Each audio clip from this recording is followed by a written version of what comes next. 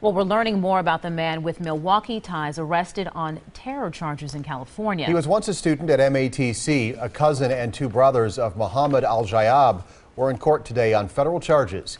Casey Geraldo was there. And Casey, what information did we learn today? Stephen Shannon, today we learned that none of the charges listed in this complaint against Al-Jayab's relatives are terrorism related. Awais Al-Jayab's brother and cousin walked out of the courthouse this afternoon, clearly agitated by the attention. They asked the cameras why we were filming, hiding their faces. They wouldn't answer questions as to their involvement in the case.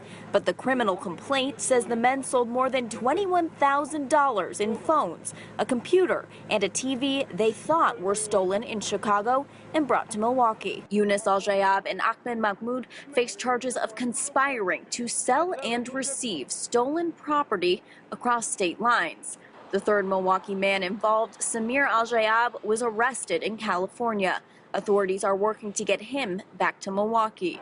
The criminal complaint says the men sold more than $21,000 in phones, a computer, and a TV they thought were stolen in Chicago and brought to Milwaukee. The men could get up to 5 years in prison and fines of up to $250,000 if they're found guilty.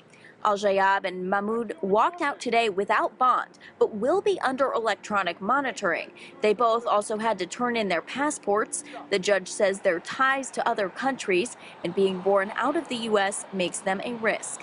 Now a grand jury has 30 days to decide if they will file charges. Awais Al-Jayab was scheduled to appear in court in California today. He faces up to 8 years in prison if he is found guilty for his terrorism-related charges. Live in downtown Milwaukee, I'm Casey Geraldo for today's TMJ4. Casey, thank you.